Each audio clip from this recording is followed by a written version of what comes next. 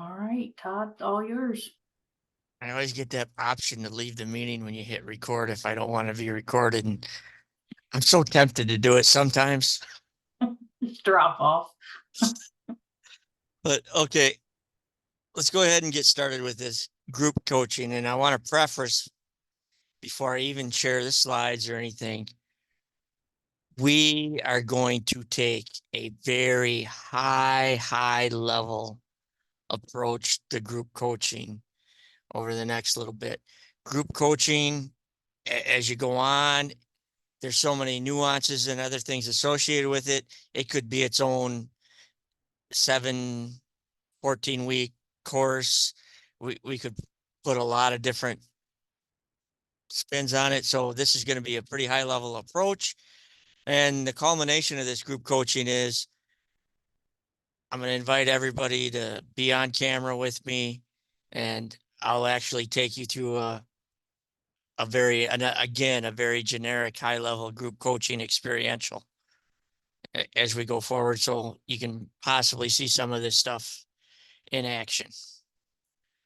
Let me go ahead and share my screen.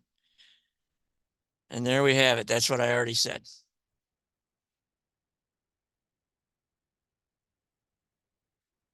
But we're gonna look at demonstrating, that understanding of group coaching dynamics. And I'm sure everybody so far you've experienced in the one-on-one, there's that dynamic when you have that one-on-one coaching session. And as a coach, you're really holding that space for that individual client. And some of the dynamics of that group coaching is how do we hold space for multiple people at the same time? And we're going to talk about group coaching skills, which really are those foundational coaching skills, the way we approach it, the reflections, the inquiry, the holding space. And as we go forward, learning how to take that conversation around creating those new habits that we've done with individuals and bring it into that group setting. And group coaching, it just brings that conversation into that smaller group. We'll talk about this in a little while. When we talk about group coaching, that sweet spot is really 6 to 8 people. You really don't want to get any bigger than 12 because that gets a little unwieldy. And just as I talked about, multiple people at once, and you're as the coach, you're guiding that conversation, but there's other inputs, there's other data coming into it because some people, people share in the groups, and they're going to be hearing things from different people, and you have to be paying attention to a lot of different stuff. And there's energy within that group, that energy, that wisdom. People can really feed off each other. There's several benefits with that, and it can build that momentum and help people move forward.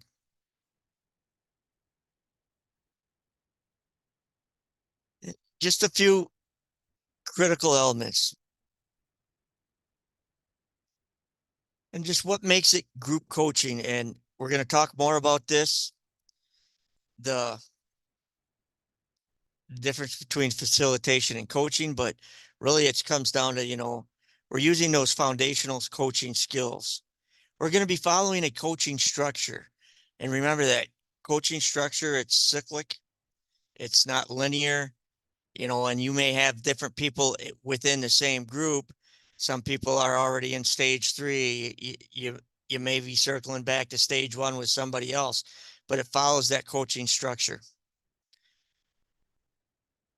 As with individual coaching, the clients, they choose to join the group. It's not directed, they're not told to. And it says 8 to 12, could be more, could be less. Like I said, experience 6 to 8 is really that sweet spot. Could be more, but you get more in 12, it starts to be a little more unwieldy, especially when you're talking about an hour group. Not everybody always has time to share. And those participants, they're still setting their goals. And they're checking in regularly for that accountability. And that accountability, when we're talking about groups, oftentimes that accountability can come in the group itself. And now we're gonna just talk about this for a little bit in the group, and I'm gonna go ahead and stop sharing so I can see more people. And we're just gonna try and get a couple of each of these. But when we talk about group coaching, there's advantages and disadvantage. You know, what are we supposed, from the coach's perspective, what are some of the advantages for a coach when dealing with group coaching?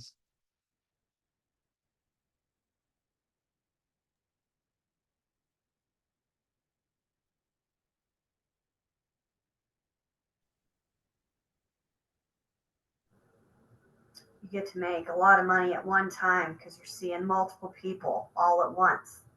Yeah, and I was wondering if that was going to come out, because, you know, I work for an institution that I don't matter whether I see one person or 20 people at the same hour, I get paid the same. But if you're a coach and you're billing X an hour and you got 6 people in that hour, you can make some pretty good money with that. What are some other advantages for the coach? Well, you don't have to carry the conversation and ideas, right? You can use the participants to help provide ideas, suggestions for the conversation. Yeah, it helps to deepen that conversation. It helps to move things forward. And as a coach, you don't have to hold it all. We got one more advantage for the coach. I think you also save time. Time. Yeah. And that maximizing your time is another advantage for a coach. And now, how about if you're for a coaching client, what do you see the advantages for a client if to participate in group coaching? They might connect with another person in the group that can be an accountability partner for them or have a sense of community over the same goal. Yeah, that commonality of purpose, that connection piece, the really for a lot of people is you may encounter it in your individual coaching, but some people, they walk around with this feeling they're the only person that feels this way, or they're the only person that can accomplish or has this challenge, where in a group it brings that togetherness that for them. Any other advantages for that client? You can learn from other people and kind of like what they gain through the process. Yeah, you can learn from other people as you go forward, and you learn all kinds of things. You know, you learn about success, you learn about challenges, you know, you can learn from others' failures and different things. So yeah. And now you're not a sole proprietor, you work for an organization. You work for a company. What do you think the advantages for that company is to offer group coaching? Save them money. It's that money. It's, you know, it's that bringing that in. You know, if I got this person and they can see 6 clients a day in an individual practice, and I can have that person run 2 groups a day, and I can triple that number, and every one of those people, I'm just pulling numbers out of my hat. I almost said a bad word, but I'm just pulling them out of a hat. Is chart $50 that, you know, tripling that money. That's one of the big advantages. What's another advantage you think for an organization? And this kind of fits with the one I'm thinking of kind of falls into, would be an advantage for all involved, I kind of think. I think you create a sense of community around a topic. And I know we talked about accountability, but you can just support each other. Yeah, because you can put themes on some of these groups. You know, there can be a coaching group for diabetes management. There can be a coaching group for people that want to be more active. There can be a coaching group. What was the other one I was thinking of? But you can put the themes on it, and you can put, clients with like goals into, and their focus areas are kind of the same, into the same types of groups. That's a big advantage. And that just goes to it helps foster all those other advantages that we talk about, that community, that learning from each other and everything else. Now we're going to talk about disadvantages. So what do you suppose some of the disadvantages are for the coach? Too much distraction. You have too many people saying different things at the same time. You could be distracted. Yeah, managing that group, holding that space for multiple people, keeping it on task, keeping it on topic. That's a skill set. Any other disadvantages for the coach? You don't get to know the individual coachees as well, maybe like one-on-one. Yeah. Some people just aren't as willing to share in a group setting, and they may not be as open. Do you got any other disadvantages for the coach?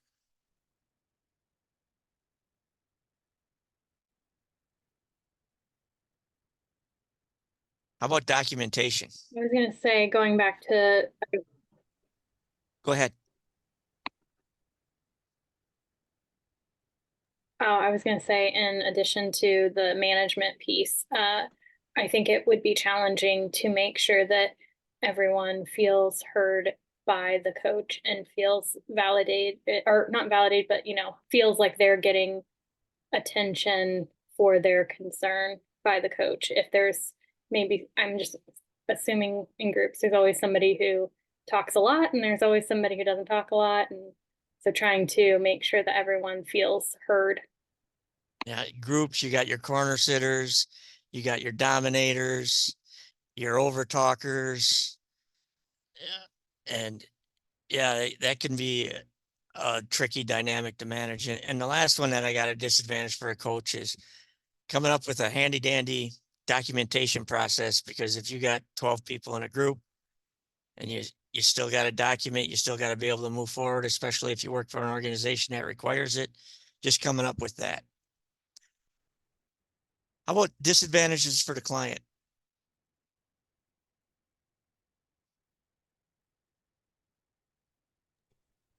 There's no privacy. Too many Personal people in privacy. the room. And just as Nicole was saying, not feeling heard, not feeling like you got anything out. Any other disadvantages for the client?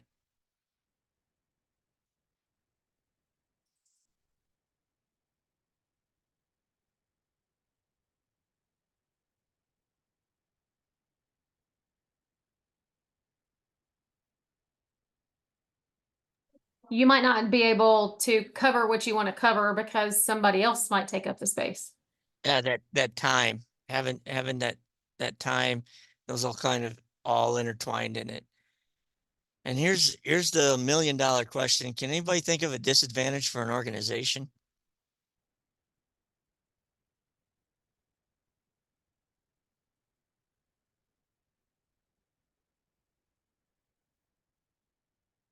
I'm kind of stumped too. Aside from they're all in cahoots and they leave together because they coached themselves out of their job and they didn't like the agency and that's what they determined and now it all backfired. Yeah, they lose a lot of clients. A group of clients that came up with something that, people talking about how they're getting billed. Why am I getting charged $75 and this person's only getting charged 50, and that person doesn't disclose the fact that their insurance is picking up 25 of it. And yeah, that's a disadvantage to go ahead and reshare my screen, get us back on track.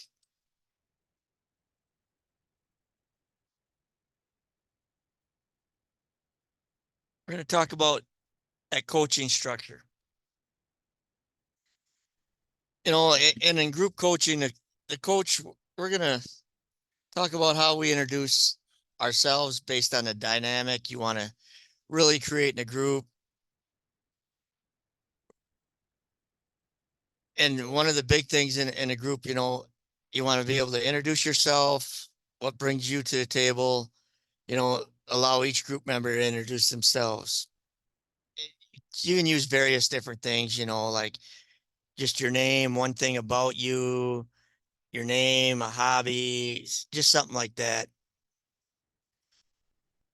And then you're going to describe the intent or the focus of the group. You're going to talk about the process, and we're going to want to do create some group guidelines. And these group guidelines, we'll talk a little bit more about these in a little bit, but they're important. And then, you know, we're going to guide that group through stages 1 through 4. And in the individual group, it's going to run a lot like, you know, a coaching session. We got that introduction, get that out of the way.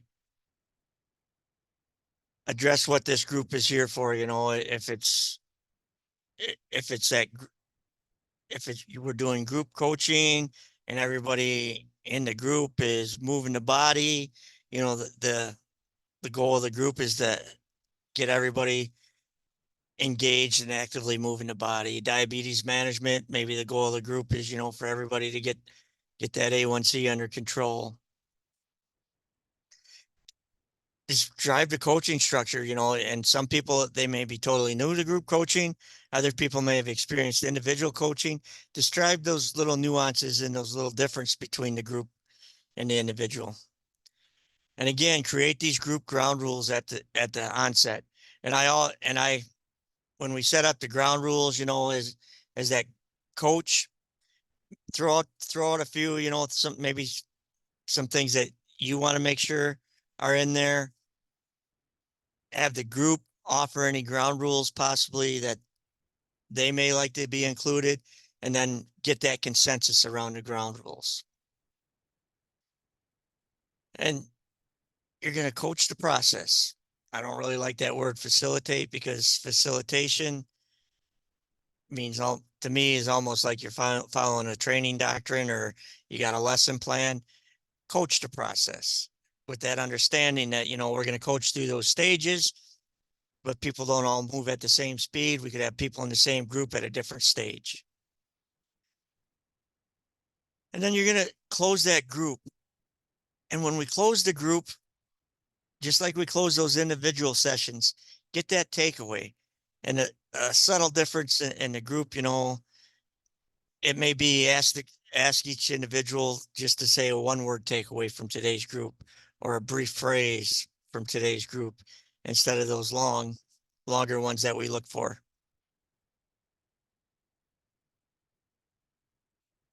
And then the characteristics of a health coach. You know, we're that change agent, that collaborator, that partner. We're strength-based, present and future focus, person-centered. And when we look at those qualities and skills, we're going to inspire, motivate, and empower. And those are the same qualities and skills that we bring to the individual coaching sessions. We're going to bring that in, those same strategies. We're facilitating a vision for those individuals, exploring those values, looking for that area of focus with individuals in a group, setting up that long-term behavioral goal, working with the clients on those action steps that help lead them to that long-term behavioral goal. We're going to use SMART throughout the process. And then we're going to explore those various perspectives and those perspective shifts. But the same skill set, the same qualities, same strategies that we use in individual coaching, we're just going to take and apply to the group, and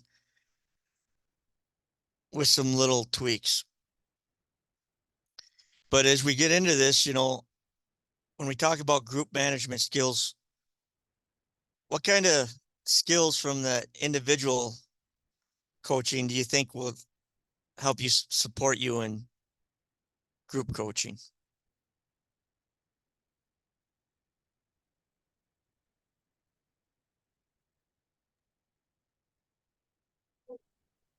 Reflections. Reflections. Yeah. What kind of inquiry do we use in coaching?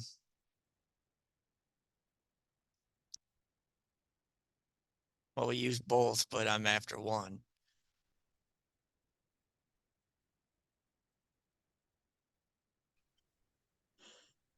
You ask open-ended questions as well. Open-ended questions. Yeah. And here's one that I'm going to put out there, and I just want you guys to think on it a little bit. It's really useful in a group, and it should be part of your ground rules, but that interrupt and redirect. Because oftentimes to keep the group, you know, you're watching body language, you're watching group dynamics, and somebody goes off on a tangent. You may see people starting to check out. It's really important when we're facilitating those groups that we have an agreed upon way that we're able to interrupt and redirect to bring the group on task. And there's some additional ones, but we want to balance the individual versus the group needs and bring relevance to the work of what one individual says to the entire group. We do that sometimes by tying in themes.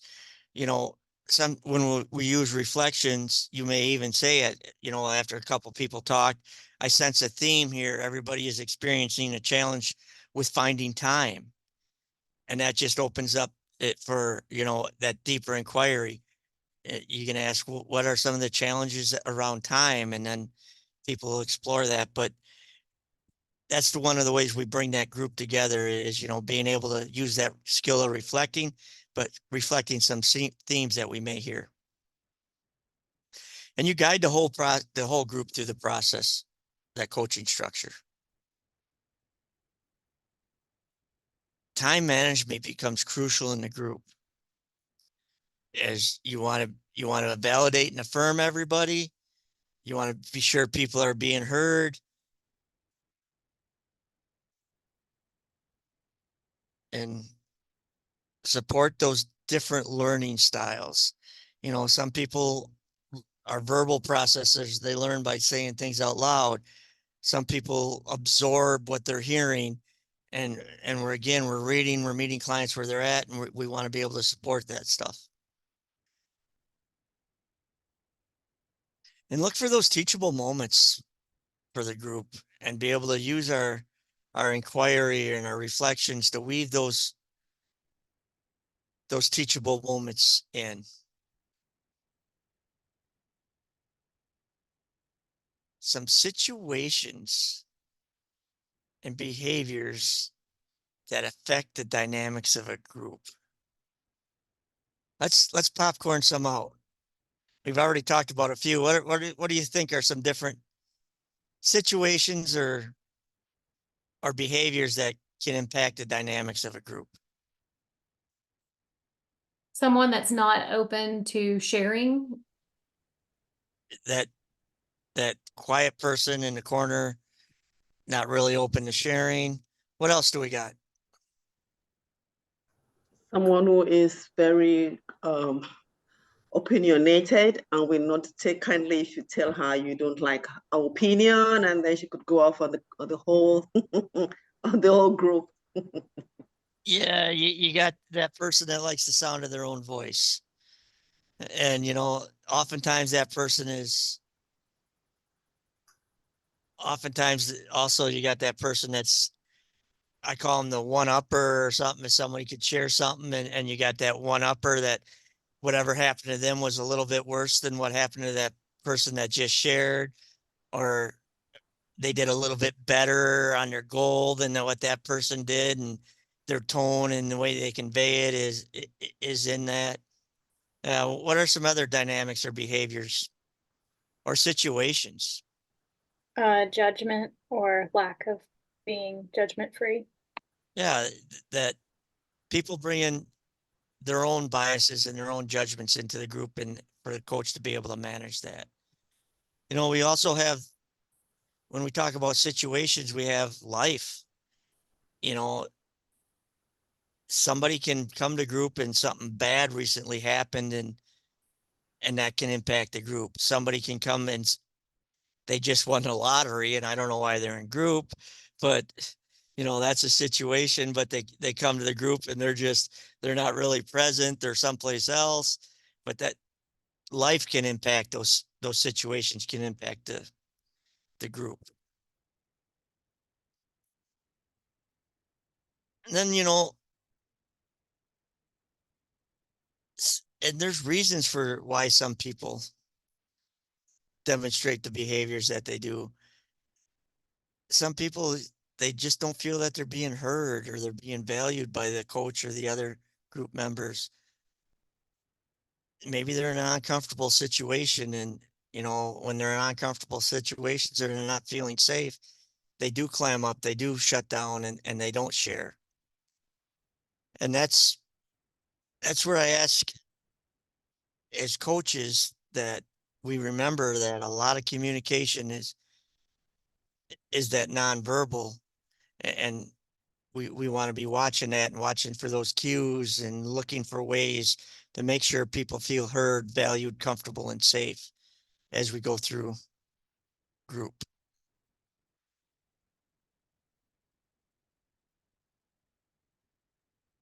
And that first one, talking a lot, that dominating, or that person going off tangents, what do you think are some strategies to deal with that person?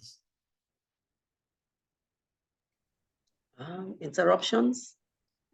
Interrupt and redirect. You can simply say, I hear that what you have to say is important to you, but we haven't heard from so-and-so, depending on how you set up those ground rules.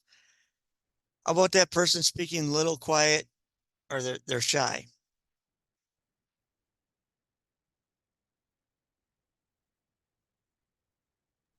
Think if it's virtual, offering different ways to engage, like if they'd rather type it in chat or, just being open to different communication styles is important. Yeah, being open to different communication styles, watching those nonverbal cues, and with some people, you can briefly make eye contact with them, or you can watch those body language, and sometimes somebody will say something and they'll nod, and you can acknowledge and reflect that. I seen your animation when they were talking about that. Do you have anything to add? Those kinds of little cues that you can do. And again, setting up those ground rules that help people participate. And again, going through it and making that person feel comfortable and safe goes a long ways. How about that fixer? That person that somebody says something and you should have tried. Did you do? I think you should. How do we deal with that person?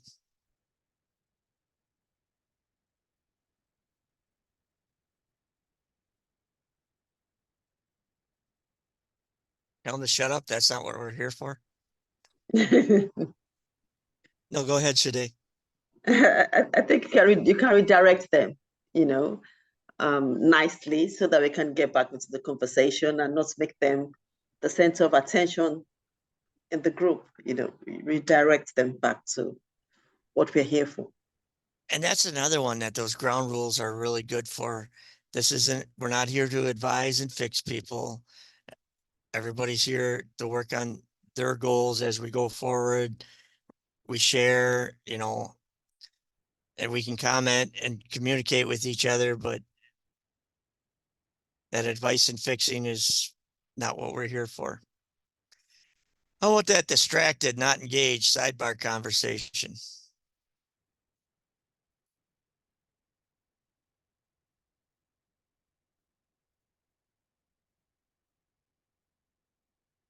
Maybe remind people why they're here. And I don't know, like a statement I'll sometimes use is, we want to make sure to give you the most of your time. So let's bring it back. Yeah. Remind people why they're here, and, understanding your group participants too. And, humor is one way you can do it. There's certain people that, if I see that they're distracted, I may say something like, are you with us? Or just, and Jim, go. but you got to understand the group dynamics, and that I wouldn't use that technique with everybody, but Jennifer was really onto something, you know, again, those rules, they help set that up, you know, and inviting people to bring it into the larger room. And then you got those people that nothing's ever right. Always complaining, glass half empty. How do we deal with that?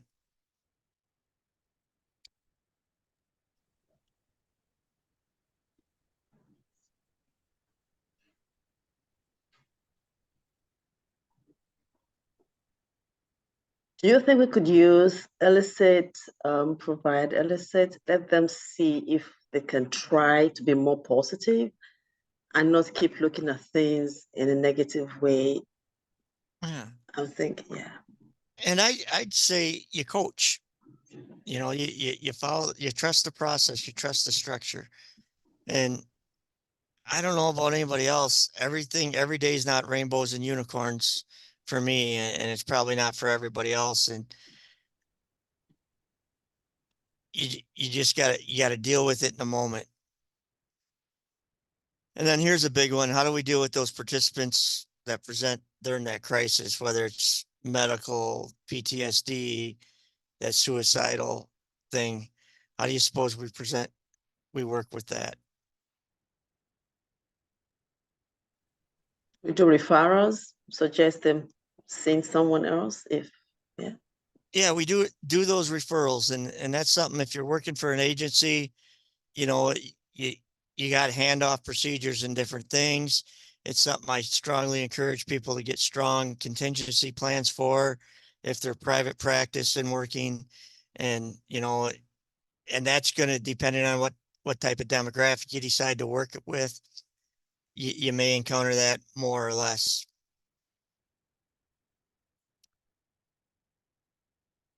And just, these are some general guidelines for managing that. Whenever we start with a broad request. You know, if you got sidebar conversations and something going on, just remind the whole group, that the conversation's here, not over there, something like that.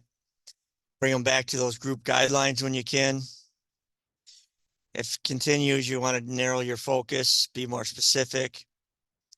Maybe make a specific request to a group member.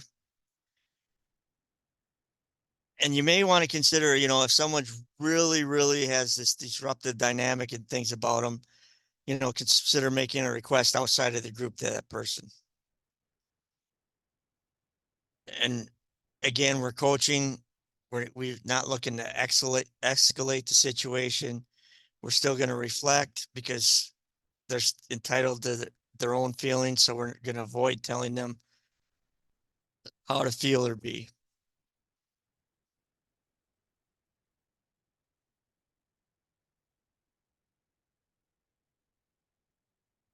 Any questions on any of that?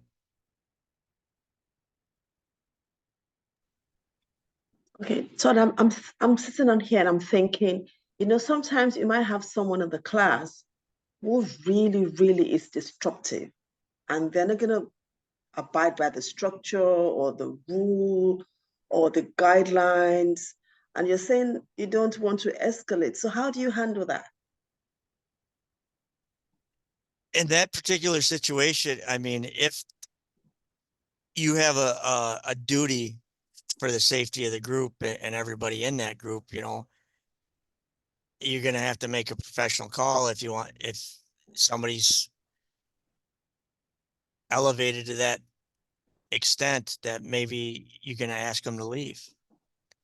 You know, when you work for agencies, oftentimes they'll have various disruptive behavior reports and different things that different agencies can do and track certain individuals like that.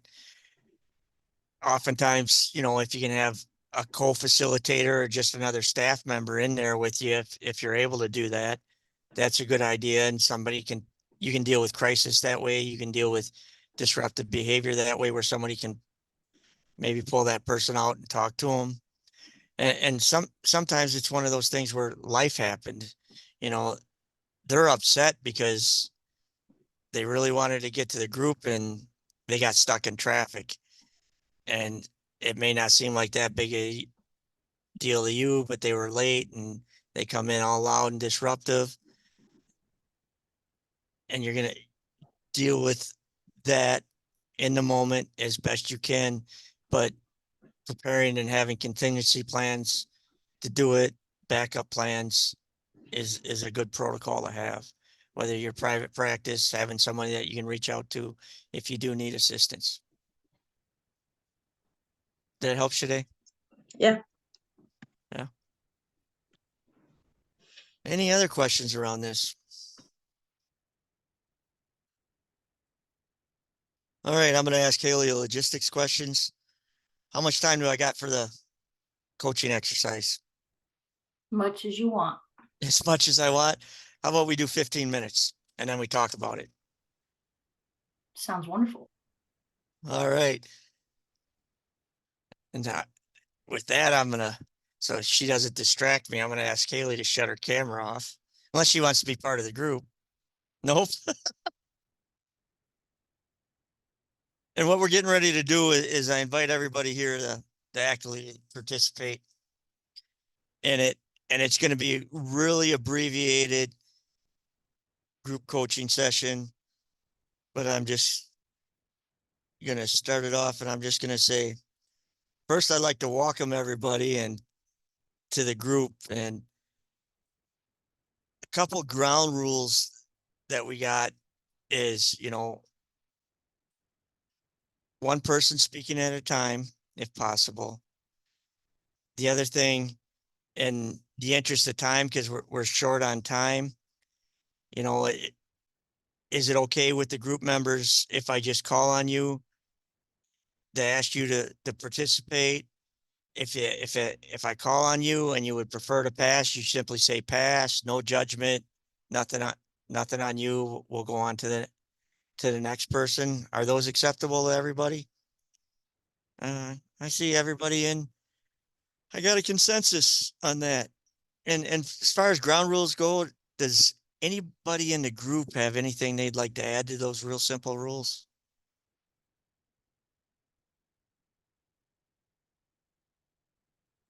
No? All right, let's get on with this.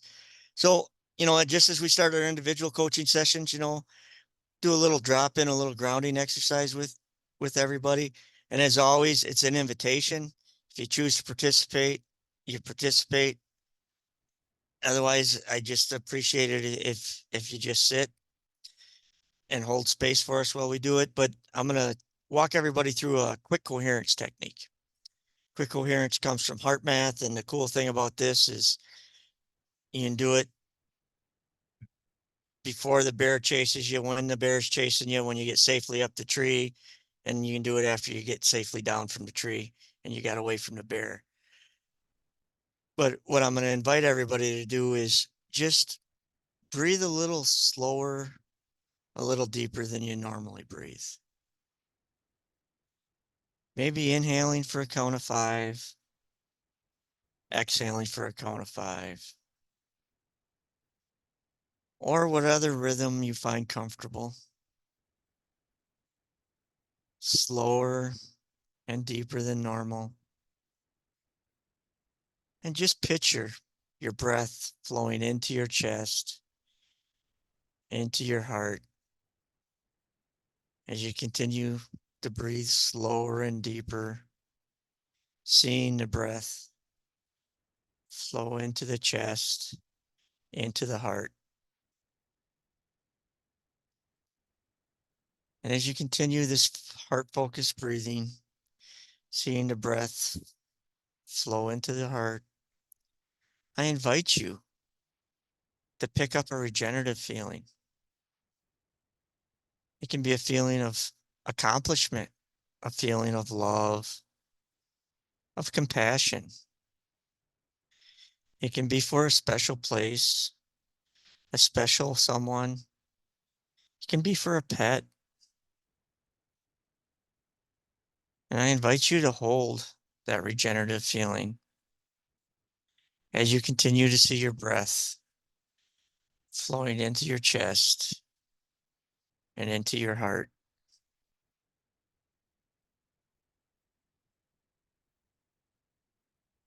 Holding that regenerative feeling.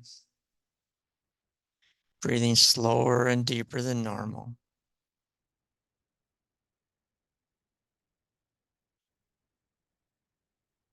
And when you're ready, just by sight or sound, let me know that you're back with me and we'll proceed with the group. Yeah. I seem to have everybody back. And any comments on what that experience was like for you?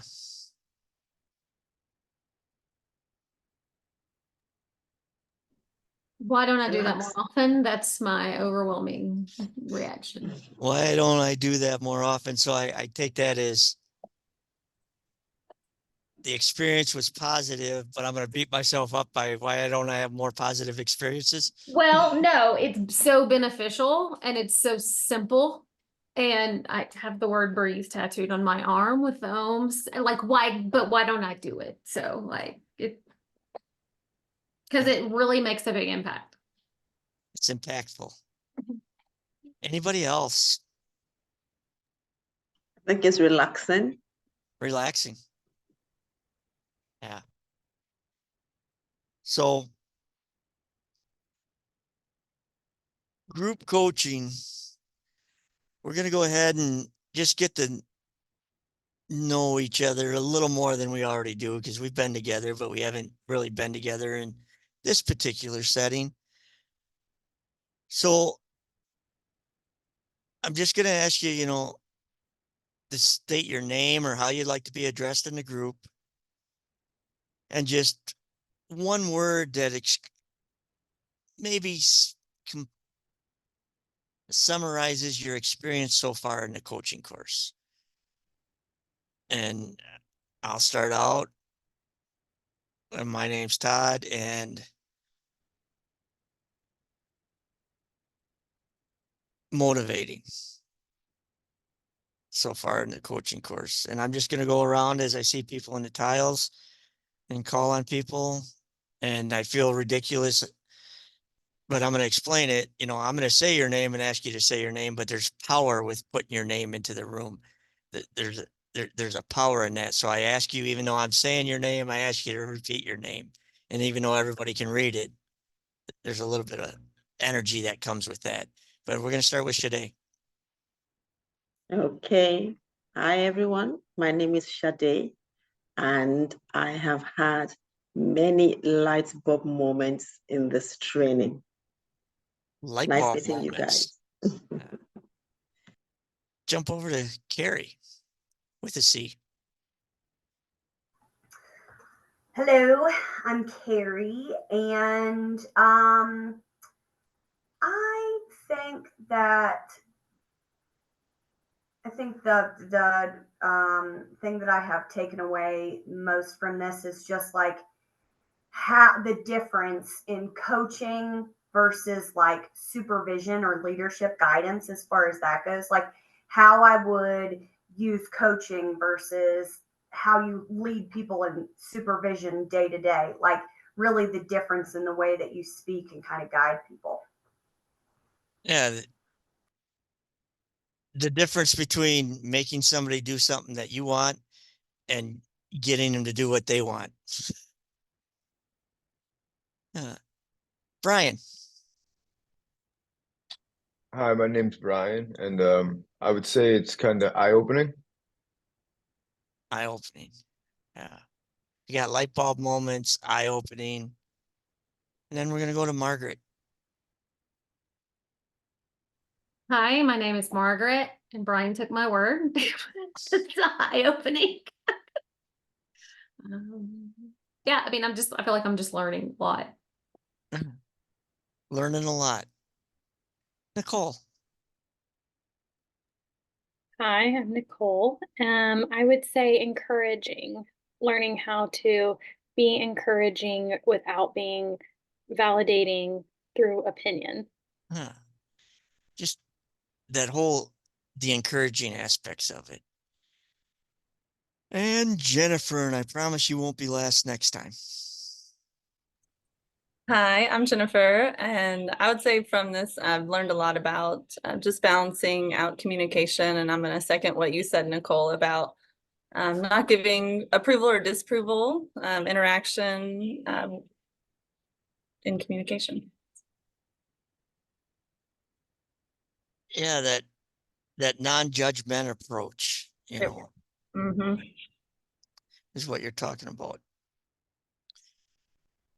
You know, we got those light bulb moments, eye-opening experience, you know, it's encouraging, and digging a little deeper. And I'm going to just open this up to anybody that wants to throw their voice in the room first. What makes what you've learned so far important to you?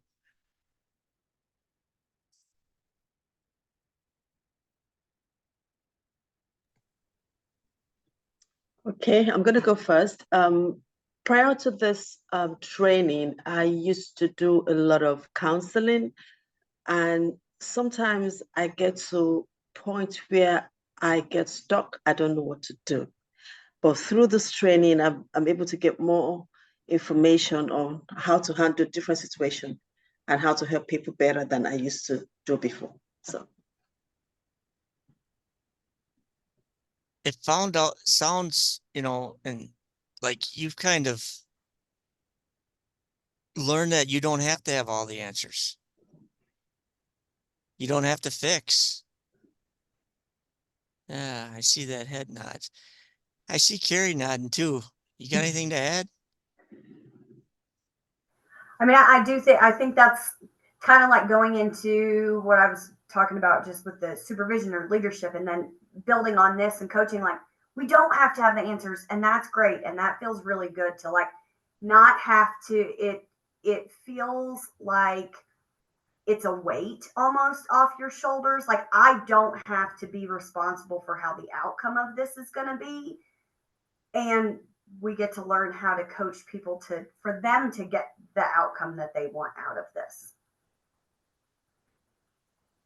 Liberating. I don't have to work any harder than this person is working to help them.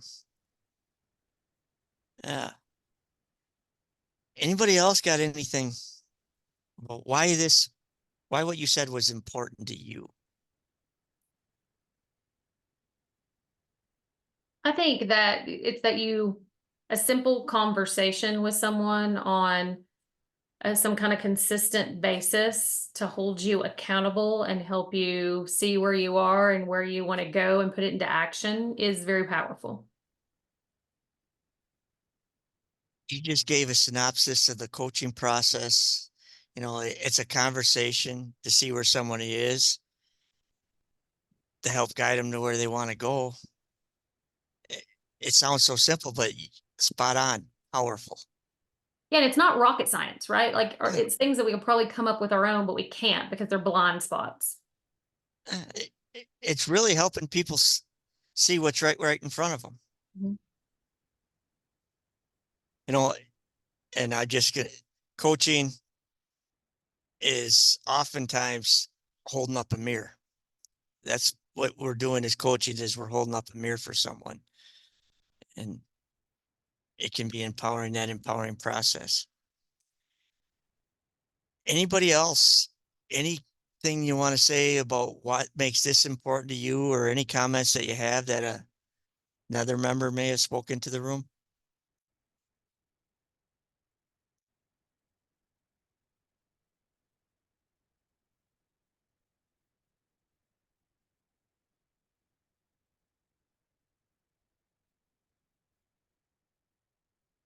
Got a little theme going on. You know, big takeaway so far. Liberating, empowering. And I Margaret's words, it's not rocket science. You know, it's a process, and encourage people to trust the process.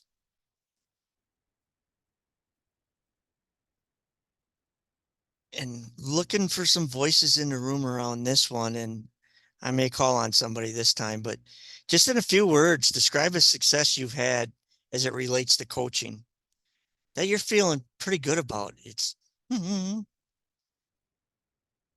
know, come to you, Nicole, if you wouldn't be willing to put your voice out here. I think I am learning and still learning how to have judgment-free conversation, and coming from somebody who it's all on my face what I think without my words. I'm learning how to tame by having a judgment-free reaction in my mind. It makes my face less judgy. You're saying you're learning. I'm hearing I have this self-awareness about me now. Correct. And I'm learning, and I'm managing that to meet my clients' success. How about you, Jennifer?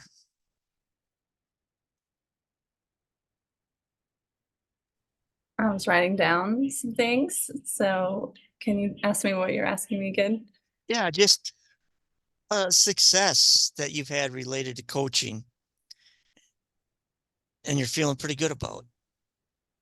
I think that one area that I feel strong in is getting the communication to flow, and I don't think there's lack of conversation, which is, I think, strength.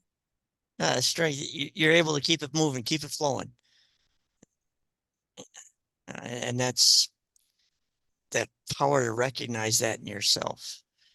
You know, again, we got some self-awareness themes going on here.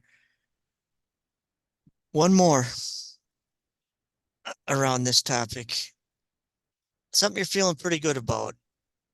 A success that you've had with your coaching so far.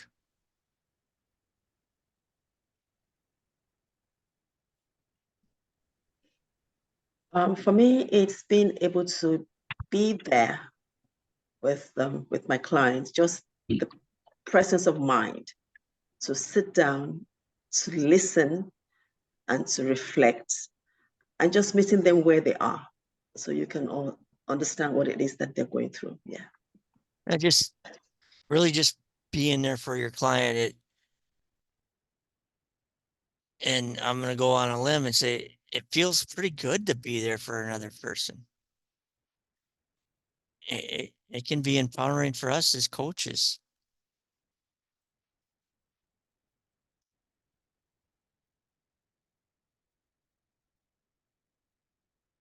And we're going to get down to the nitty gritty now. And this one, I'm going to go around the room. And what I'm going to ask you for is just one simple action step you'd like to take in the next week to maybe help enhance your coaching.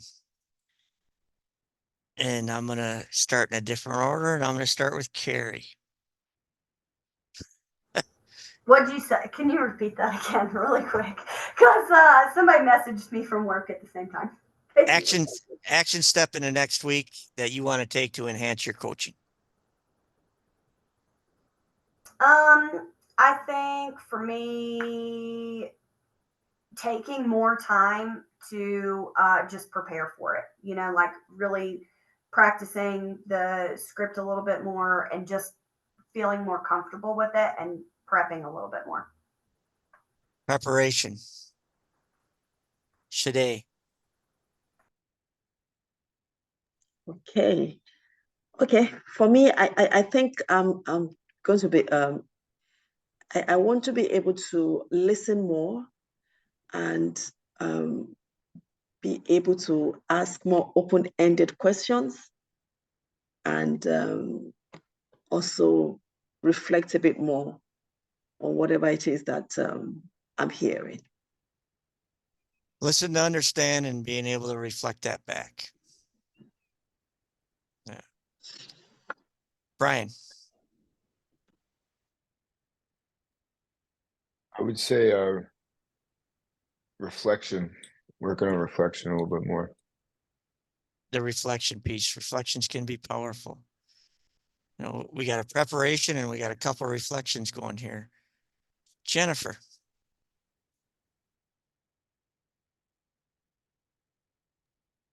I think balancing out time and communication, that's an area, and flowing more with like elicit, provide, elicit. I don't think I lean into consent gracefully. Like I'm like, is it okay? But I'm like, I hope you say yes. If that makes sense. Finding that balance and helping my body language match my words. Yeah, that's that self-awareness, that self-management piece. And Margaret. I'd like to take the kind of like the formula that we have for the stages of coaching and make it more my own. Like, don't change, but you know, just the words and the format so it feels more natural and flows. Own More- the process. Yeah. Yeah. Yeah, that's that aspiration, you know, I got this structure, but it just feels so natural. It doesn't feel structured at all. Yeah. I mean, even to take it further, like, couldn't we even take the health assessment and kind of tweak the like intake form, if you will, to maybe ask some additional clarifying questions to help us with the process as we move forward? I don't know. That's kind of what I'm thinking about. That's growth. Nicole. It has been on my mental to-do list to review the CDC guidelines on various things, just to know kind of if a client were to discuss a wellness thing, to have an understanding of what they're talking about. And I wanted to review some of the CDC guidelines on things, and I haven't done that yet. We may have something for you yet tonight. Okay. Learning on some of those biometrics and understanding, you know, A1Cs, blood pressures, blah, blah, blah. Looking at that to be able to have that informed answer when the client does come to, or at least have an understanding. Inform yourself so you have an understanding of where the client's at when they present something to you. That's powerful. We're going to wrap up because I blew that time that I already gave Haley. So in a brief, one word, couple words, short phrase, just what are you taking away from our last 21 minutes together? And we'll start with Nicole this time. I like being last so I can think about it. Taking away, I don't know. I can't think on the spot. I needed time.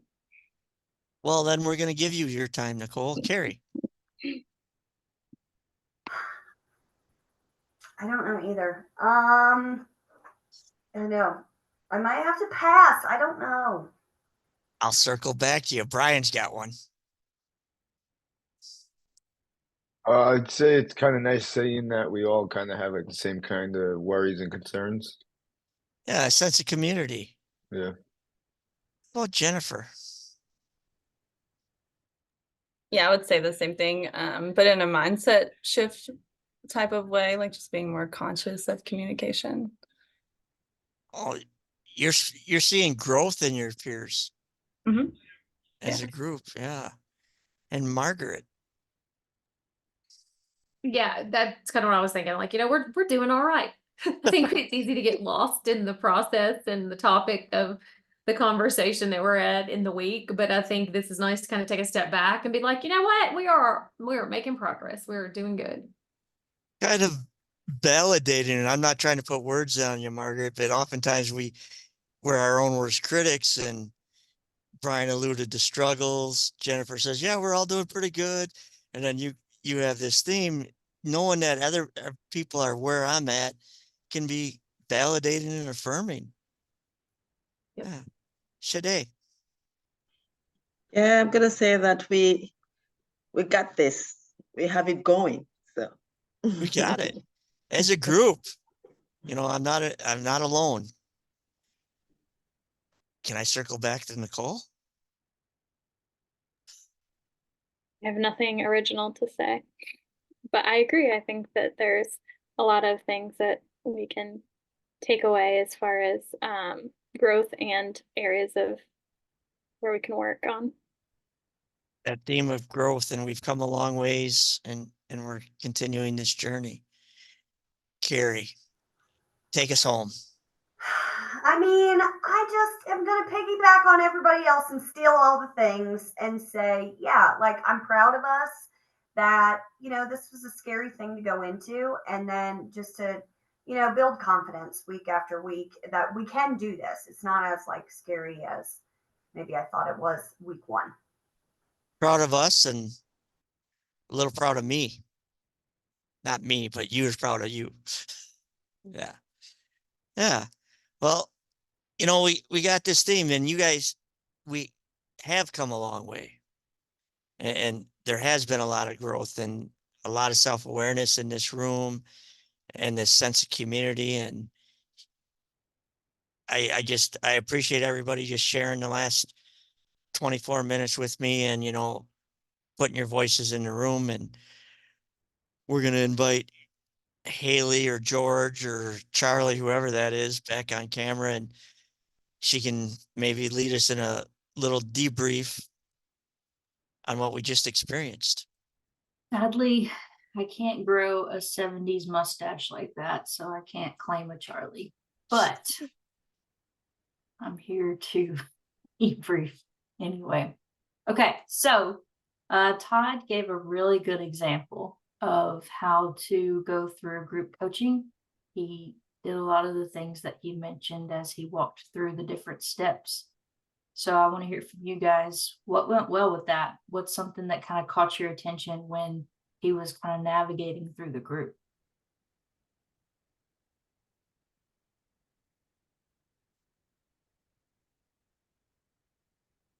Well, when he put somebody on the spot and they didn't have the answer, he allowed them time to think about it. That's true. He did. He did a good job of saying, hey, we'll circle back to you if you need more time. I caught that too. What else went well? Short reflections were really good. I admire that skill. Should I say more details to this? Should I give you? Just joking.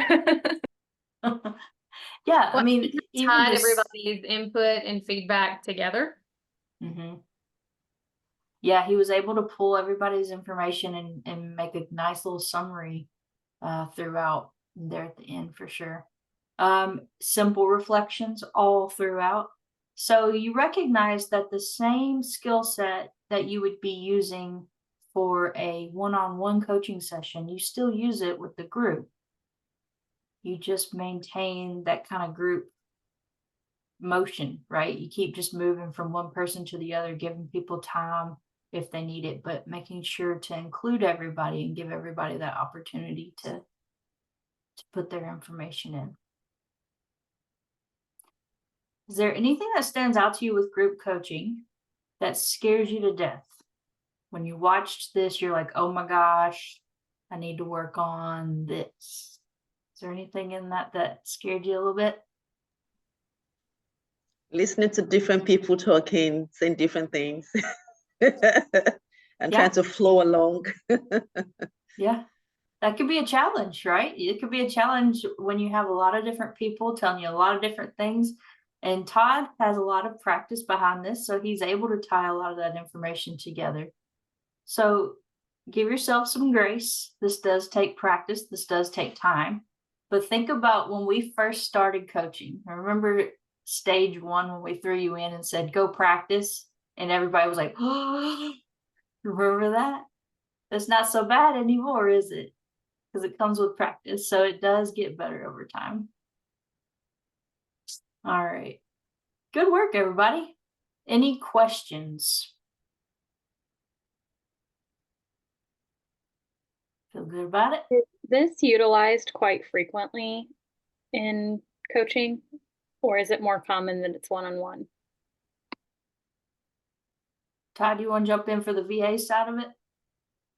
For the VA side of it, you know, remember when we were looking at those advantages for the organization? Almost every one of my coaches that runs at least one group a week. Well, I hadn't thought about it, but we have a wellness coach that does group coaching 2 times a week with smaller groups on nutrition and exercise, just because the demand was so big. And so it's just an efficient way, you know, to manage our expenses and provide that service. Yeah. And we're an insurance company, so. So yes, at the VA, they utilize it. They have partners as well in some locations that do it. The coaches do one-on-one. I will say, in the private sector and in places, a lot like Margaret said, they're starting to utilize it in a lot of different places now.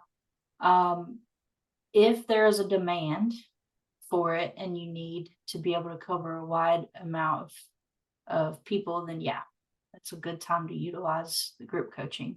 It is used quite often in a lot of different organizations. So it's good to kind of have both skill sets, but you're going to find some people are not comfortable in group settings, and that one-on-one is definitely needed. And if I may, I think corporations are using it to manage healthcare costs, right? So if you have somebody who has a certain diagnosis, you can put them in a coaching program to help manage, you know, whatever that is, and hopefully cut back on prescription costs and, you know, healthcare costs in general, because they're just going up so high. Yeah. A lot of help with the insurance area. So if they're already type 2 diabetes, they can put like a group together that works together with that. Things like that. And we get like group coaching for smoking cessation. A company can get offered a huge discount if their workforce that are on their group insurance plan are smoke free. So the investment for them to have a group coaching or something like that to get to that point. The cynic in me says follow money. So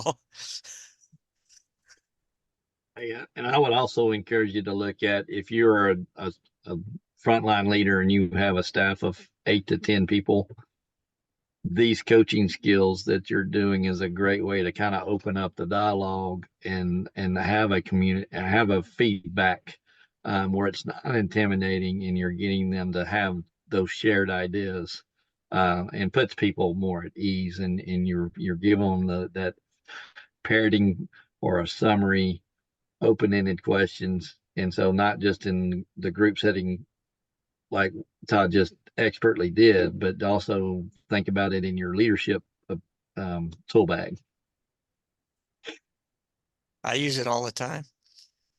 I coach my coaches and I don't know if they know it. They better know it.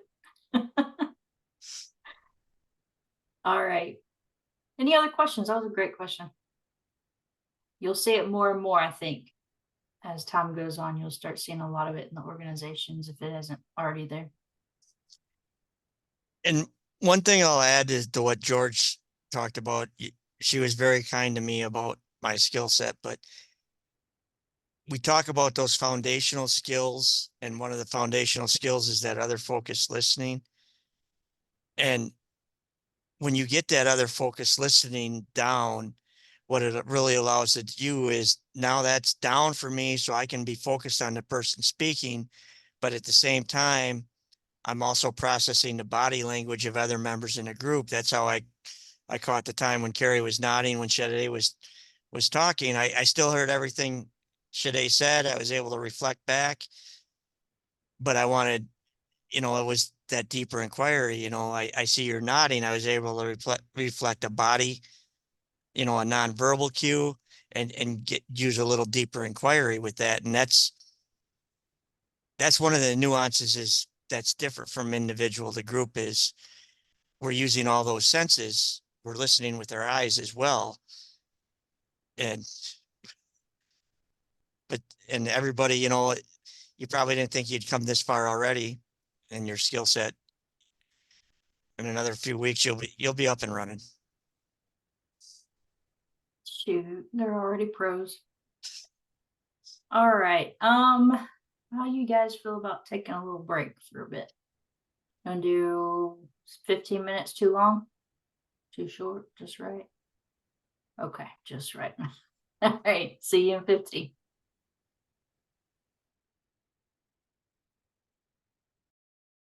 Sure we get this on recording. Make sure that's recorded. We still got some of it. I still need plausible deniability. Your head doesn't glare that bad. You're fine. Oh, me. Okay, I think most of us are back. Ooh, he had me crying. All right. So we do want you to know that there are some other coaching forums out there in different accrediting bodies. So we want you to be informed of those. You probably will come across somebody that has a different certification potentially, or they ask you kind of more about the national board, which is what we teach off of. So this just gives you some information. Okay. And we'll also give you some references that you can kind of look through and see. So Mayo Clinic has a lot of research out now of coaching, Harvard University, Yale. We'll also kind of start. I have one place like Noom. I'm not sure if you guys have heard of that app or not, but it's just a app where they employ coaches now. But I think just about every app that's out there for weight loss or reaching certain goals, they're starting to kind of branch out and utilize health and wellness coaches as well. So I'll show you an example of what they're doing. Okay, so there's 3 accrediting bodies that you may hear a lot about, 2 in particular. So we have the National Board of Health and Wellness Coaching. That's what we utilize, and that's what we're teaching you off of their standards. I'll tell you a little more about why we choose them in just a bit. Then there's the International Coaching Federation, the ICF certification. We'll dive into that as well. And then there is an American Holistic Nursing's credential, which we are accredited through.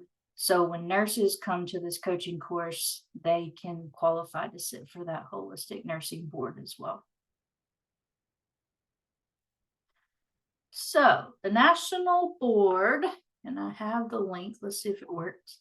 Actually, I don't have to do that. Do you guys see this when I pull it over?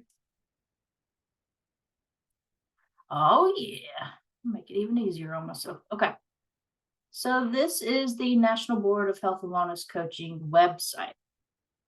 If you plan to take the exam, you want to be familiar with this website. Make sure you go through it, all the different tabs, read up on some of their, let's see, there's some events here that will show you where you can get some CEs, where you can start meeting and greeting other coaches out there. There's webinars to help you keep growing and learning. I'm just going to show you on the exam part, which we will go into more detail on this when we do the exam prep for one of these days. So don't worry about getting too involved in this. This is just to kind of get you introduced. But you can go through here, you can find the exam dates, you can find how to apply, where you go when you apply, what it means to be the health coach in the HWC. You can find other programs, that's where we're listed in there. You'll find some more on their ethics. They'll talk about a lot of different stuff that you may see on the exam. There's a study guide kind of in there that we'll break down for you. But there's a lot of information on this website that we want you to kind of just start doing a little bit of self-discovery on, okay? Start working through. So the National Board, the reason we went with this one is because they actually, from what we found, have the highest standards of coaching. They do a great job of making sure they break down the information so that it's achievable and it's accurate and we're not going beyond the scope of practice, and we're doing the right thing as a coach. They have pretty much put the coaching world out there, more so than the ICF, just because they blew up and everybody kind of considers them the gold standard. Does not mean that that's the only way to go, but it's just the way we wanted to go. We wanted to stick with that gold standard. Then there is the International Coaching Federation. This is their website. You are more than welcome to jump into this as well. I have nothing bad to say about them by any means. It's just a different certification, and it's for some of the international stuff as well. So you'd find probably a lot more international coaches on here. What they do not have, they do have a exam, but it's not a board, I don't think. I'd have to go back and look. Standards. See, they claim to be gold standard. Anyway, when you do your own research and you go through some of this stuff, you'll find some of the differences. It's just a little bit of a different twist on it. They do have an exam. It's just not a board certification. Anyhow, okay, so that's them. Hey, George. Hey, So ICF, because the VA offers it as well. So you've got different levels. You got an associate level, master level, professional level, and a master level, depending on how many hours you've coached. And it's more for a generic kind of like coaching skills, and they use a GROW model, where that's go, opportunities, options, realities, options, and way forward. Where the national board, what we use here, is more specific to health and wellness. So you kind of find your niche with the National Board of Health and Wellness Coaching, where ICF is more generic in the broad coaching sense. It's kind of what between taking both courses through the VA, is kind of what my take is. If you want to focus, and it's board certified with the National Board of Health and Wellness, and it's very specific in health and wellness. And so you kind of find your niche there, where ICF is more broad and you can go into different areas, but it kind of goes on the how many hours that you coach when you can go to the next level, and you have to submit a tape and they review it, make sure you meet their standards, and then you take an exam, and you have to show the log of how many hours you've coached to get to each level and pass the next exam to get from associate to professional to master coach level. So there's options, but if you're wanting to be specific in health and wellness, I'd strongly recommend what you're doing here today with the National Board of Health and Wellness Coaching. I'm glad you knew that, because I didn't know that part until I just pulled this up. Good job. That's why we have Brian around. He's smart. Yeah, there you go. I will say too, coaching in any of these forms, it's all based on that motivational interviewing, right? So they're all basic, same skills. It's just the niches, like Brian said. Glad he said that. All right. Then there's oh, go ahead.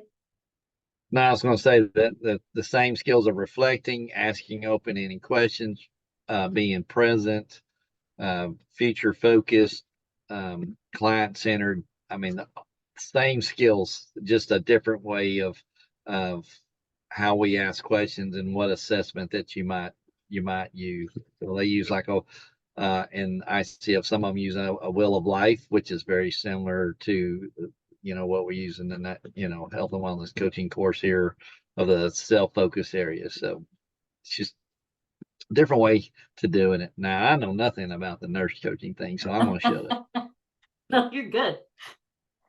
So this is just, I don't know a whole lot about the holistic nursing accreditation, other than you do have to be a nurse to get it. So once you're in it and you get into a coaching course, you truly learn how to. We've talked about integrating coaching into your profession, and this is basically a way of nurses being able to do that, and sometimes being able to get monetary gains after the fact, after they've taken the training. So I know at the VA, we were able to establish where they could get, was it step increases, I think, is what we ended up doing for nurses once they got trained in this. Yeah, because they were a hybrid Title 38, so they could do a step increase on that. There you go. So yeah, some higher education for nurses, nurse practitioners, and they were able to utilize this in their profession. Not to say that that can't be done in other professions. I think this is something that will catch on and continue to grow in the healthcare field, utilizing coaching in different situations. But this is just one of the accrediting bodies that we have worked with, and we have their support in our program as well. Okay, so this is from the Cleveland Clinic. This is just one of many different research articles that are out there, or articles out there. Basically, over time, this is from 2021, so this isn't even more recent, but over time, you're going to see more and more articles coming out, and people are truly starting to learn about coaching. They're getting excited about it. They're starting to realize it. It's not just about weight loss. It's not just about getting into that dress before the reunion for school or whatever the case is. I have that on my mind because my mom's about to go to her 25th reunion of high school. I think it's 25th. Anyway, so these are just some of the different articles that are out there, easy to find. Stick it into Google. You can find all the different things you want to read about. And they're starting to dive deeper and deeper and give you more information.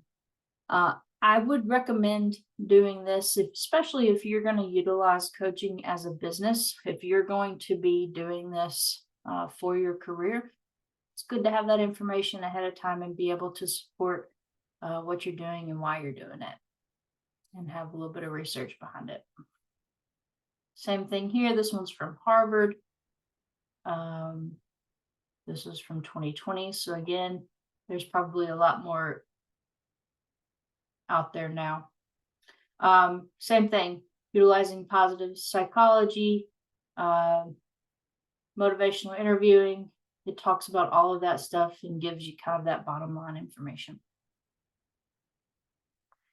And then I mentioned the Noom, but don't get me wrong, there's tons out there. I think Weight Watchers is starting to utilize health and wellness coaching now.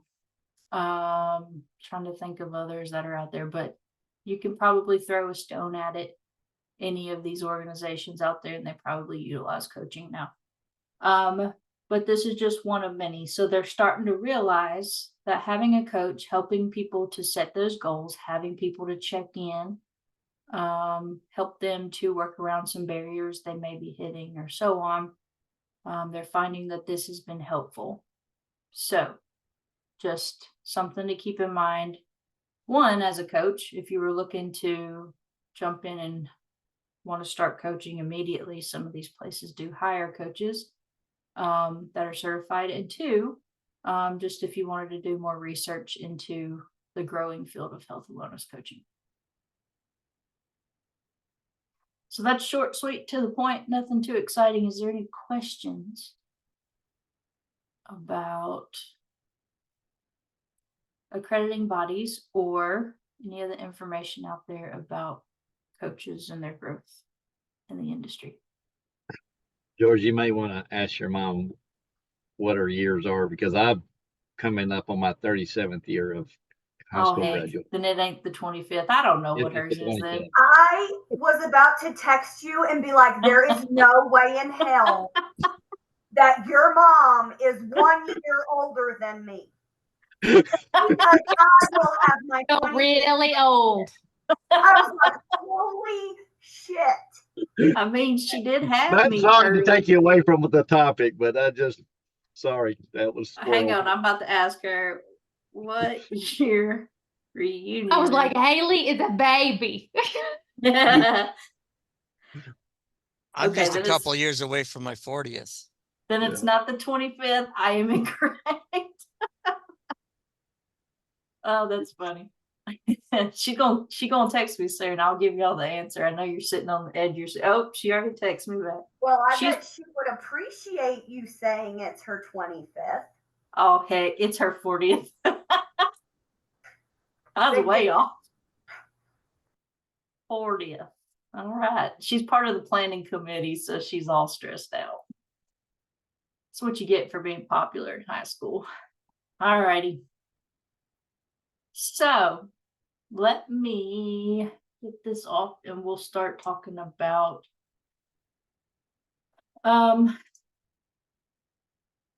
well, let me ask you this before we get too deep into it, because we're gonna talk more about exam preparation, more about the website. That's why I didn't want to get too much into it tonight. But how many of you are planning to take the exam by chance? 1, 2, 3. And I think Nicole is 4. Okay, so majority 5. Okay, so majority of you. Then this is very relevant. How many of you have previous experience with standardized board type exams? Okay. Take a snack. I know that. Take a snack. You'll be done in an hour. You say that, but I was not done in an hour. He does this mess. He's a very smart man, y'all. He can just get to the point. Some of us are slow readers. Well, the thing, I don't remember my rec therapy. Of course, it's recreation therapy. It's not brain science, so it's not that hard. But that seemed to be a much easier exam. Man, I was much younger when I took it, but on this exam, you had 4 questions and 2 were kind of throwaways. You knew they weren't going to be the answer, but then there was 2 that were really, really close, and you had to pick the best one. And each one of them would have been really if you asked either one of them, you were going to get progress, but one was just better than the other. And so that was the dilemma on a lot of, now some are straightforward, like the health and wellness metrics and things like that, and ethics. Well, ethics kind of gave you some scenarios too, but the easiest part of the exam was if you could memorize all the numbers and the metrics for the BMI and things like that. That stuff was pretty straightforward. But the other things where you would use motivational interviewing and trans theoretical model and different coaching scenarios, that was the struggle of picking the best answer. Yeah, it's gonna be a lot like that. Pick the best out of these because they all could work. But we'll try to help you as best we can in prepping for that. Okay, so here's what I think I'm gonna do. Instead of us just sitting here looking at slides, going through and me telling you what hypertension is, what the stats are, all that good stuff, I'm gonna make y'all work for it tonight. So here's what we're gonna do. I'm gonna break you out into groups, 2 in each group. And you're gonna have 2 topics to look up together and report back to the main group. So No self-diagnosing while you're doing this. yeah, don't self-diagnose. Don't go on WebMD and decide that you now have a brain tumor. It's not a tumor. Those of you that knew what that reference was, I could tell instantly by your facial expression. All right. So let's do this. Let's do Carrie and Jennifer, your group 1. And you guys will have hypertension and diabetes. So within diabetes, it's type 1 and type 2. So a couple things I want you to look into, maybe some symptoms, maybe precursors. Definitely know the numbers associated with it. So how do you know if you're type 2 diabetic? Just some good information you can bring back to the group that will help them in preparation for the exam. And possibly, if you can find it, what are some ways to preventing diabetes and hypertension? Cool. What about the third type of diabetes? What's the third type? Am I missing something? Alzheimer's. Is that not a category all of its own? Kind of, they're starting to merge it because of the insulin and the way it's links to Alzheimer's disease. They're starting to kind of call it type 3 diabetes. Oh, wow. Plus I'm you forget- actually, what's that? None. Oh, About it, forgot it. I will say, so I'm reading a book. I don't know if you guys are big readers or not, but it's called Outlive. It is talking really in depth on that stuff, and I'm enjoying the heck out of it. So if you haven't read that, I recommend it. Not that that's going to help you with the exam or anything. Okay. Let's see. Let's go with. So do we have to do Alzheimer's too, or are we just sticking to No. hypertension and No, diabetes? just Okay. hypertension and I need diabetes. to know the assignment. Thank you. He tried to add on to your assignment there. I chase squirrels. All right, I'm just going down my little boxes here. So Margaret and Sade, you guys are group 2. If you will do obesity and cardiovascular disease, I know that'll get into like strokes and things like that. You can get into that a little bit. You don't have to deep dive into it. Mostly look for signs, symptoms. What are things as a coach maybe you should look for as red flags, especially with cardiovascular disease? When you're thinking about obesity, what are some of the BMI recommendations? I know that's not the greatest one out there, but the board exam goes off of CDC guidelines, and they do utilize BMI, even though I have my own reasons of hating BMI. They don't take into consideration muscle. I think of it. What would increase risks of what are the risks that obesity kind of runs with, that kind of stuff. Okay, feel good about it? All right. So that leaves the other Brian and Nicole. So you guys get metabolic syndrome, which if you know anything about it, it feels like it's everything under the sun, which it kind of is. But maybe just give us an idea of what it is. What are some of the risk factors, what it could lead to, and then arthritis. I know that is a big kind of large category as well, but just what it is, maybe some risk factors, potential treatments are out there. There are different kinds of arthritis. You're welcome to look them up if you want. There's RA, SA, OA. Don't worry about trying to get too deep into it. And then we will talk about lipids together as a team. We'll talk about cholesterol and stuff when you get back. I'll take that one. Luckily, I already did my homework and it's on my slide, so I don't have to look it up. Okay, so I'm gonna break you guys out. What do you think? 15 minutes for each, so 30-minute total. That'll give you enough time to get everything together as a team. I feel good about it. I don't know about you guys. 1, 2, 3. All right, I'm gonna send y'all on your way. You are welcome to jump back in if you get done early. And if you have any questions, you're welcome to jump back in and ask. You said risks and prevention, right? Yeah. Prevention was What also. Okay. Maybe some red flags. So if you were coaching somebody You know, what are some things as a coach, not necessarily trying to get out of your scope, but what are some things that maybe you would catch and go, might need to And it refer out. might be an opportunity for EPE. Hey, I Mhm. know it's a little bit something about that. Would you mind if I share? And then you give them a little bit of your information and then ask them how they, how does that help them in their, how they're going to make decisions on what they're doing. What are you taking from that kind of thing? And if they're having chest pains right in front of you, don't just blow it off.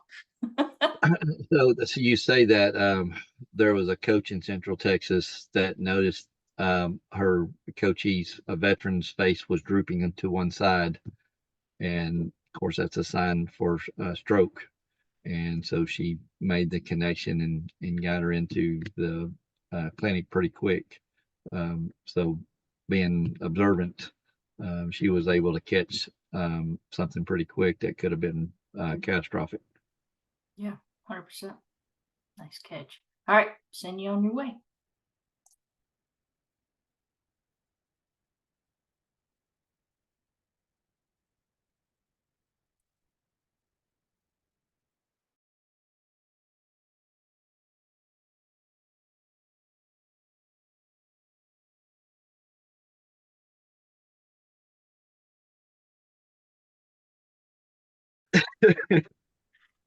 Okay, question for everybody. Did everybody get the information they needed? You have time to find what you needed. I mean, we tried a lot. Okay. It is Try 'em. a lot, and if I'm being perfectly honest, I talk too much. No. Ooh, what a I mean, shocker. your one word before was not. I can't ever narrow anything down to a word. Like I don't started know how laughing to do immediately. I'm that. like, that's more than one word. I don't know how to do that. So like I don't know how to not talk. And anyways, I tried. So I didn't fulfill the whole entire assignment. I'm just You got saying, this. but I really did try. I feel like y'all probably did okay. Oh.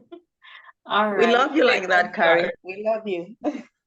Well, there are slides to help back you up. So Yeah, I got slides that I could pull up if we need them.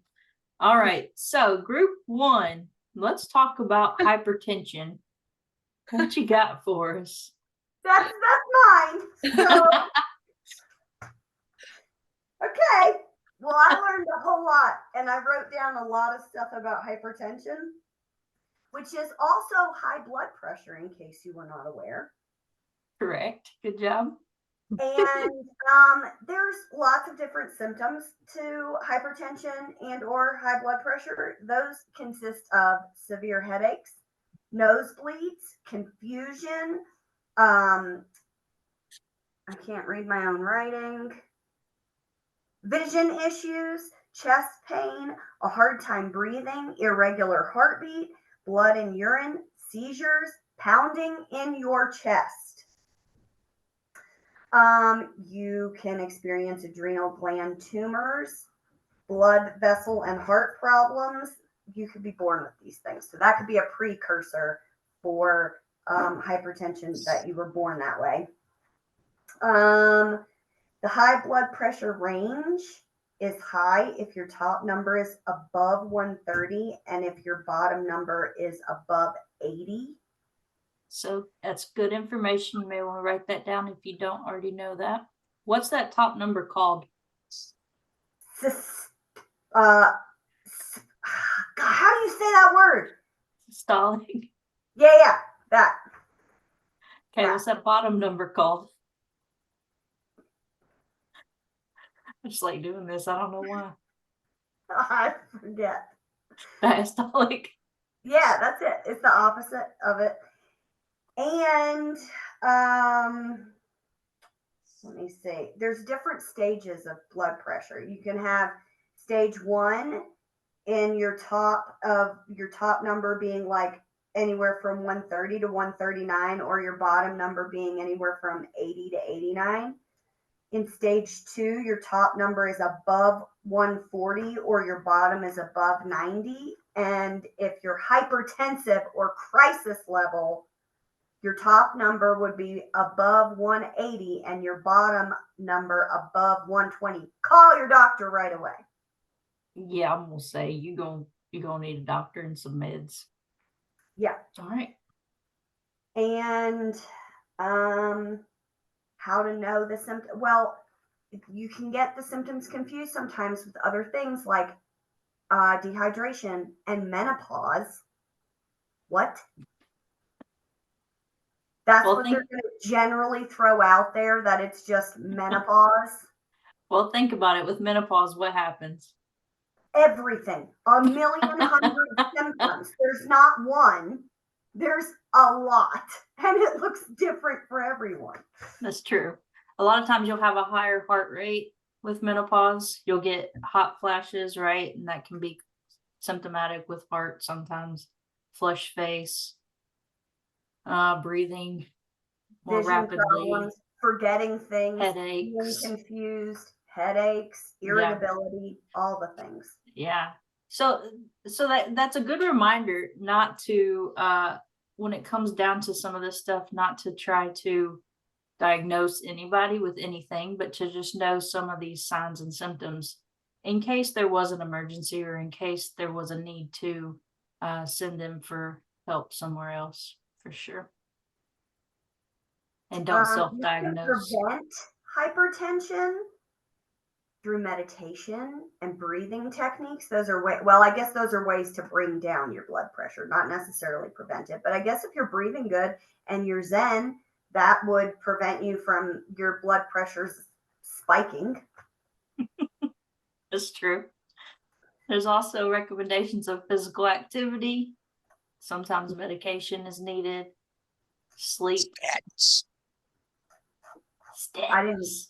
I didn't get that far. That You're was good. Healthy diet can be preventative.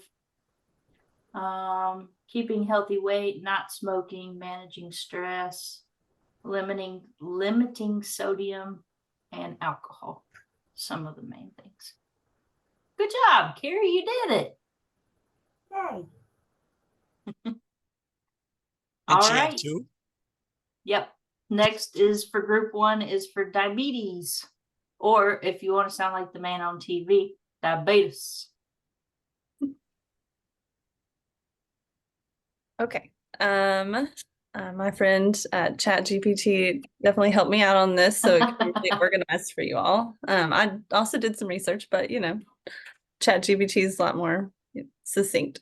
So anyway, the difference between diabetes 1 and diabetes 2 is that diabetes 1, you produce little to no insulin, which is the hormone necessary to regulate your blood sugar. And then type 2 is when your body doesn't interact with it. It doesn't respond to it properly. And that can lead to a deficiency. The symptoms for 1 and 2 are pretty similar, but for 1, it's the excessive thirst or frequent urination, hunger, unintentional weight loss, fatigue and blurred vision, or slow to heal infections. Type 2, all the same things, actually. And the risk factors are family history, genetics, autoimmune, or not having enough activity or unhealthy eating habits. Those can help support it if you want to make lifestyle changes to manage it better. And then for prevention of type 2, it is working on healthy weight, limit your alcohol consumption, not smoking, manage your blood sugar. Was somebody saying something? No. Okay. All right. And then what else did I write down? Overall, the way to manage it is just keeping your stress levels low, a good healthy eating routine and activities, monitoring yourself for any type of signs in the feet, skin, eyes, any type of swelling, water retention, irritability, mood changes. Okay. And then for numbers wise, scroll down. The blood sugar for fasting should be 70 to 99. And then 2 hours after eating, it should be less than 140. For pre-diabetes, that looks like 100 and to 125 for blood sugar. And then post-prandial or after eating is 140 to 199. And then anything above 126 is an indication of diabetes. And anything above 200 after eating is an indication of diabetes. And then during management, it's keeping it between 80 and 130. And then after eating or postprandial, however you pronounce that, is less than 180. So limiting sugar intake, keeping a healthy physical routine and diet, medication, and insulin therapy. Is that everything I was supposed to cover? Yeah, good deal. So important numbers that you will more than likely see on that test. She mentioned, 6.2. yeah, so she mentioned the blood fasting glucose levels. Those are important. You do need to know the 99, 100 to 125 is pre-diabetic, and 26 or 126 and above is diabetic. There's also the A1C test, and that's used as well. So for normal, you would be 5.7 or lower. For pre-diabetic, you'd be 5.7 to 6.4. And then diabetic is going to be 6.5 or higher.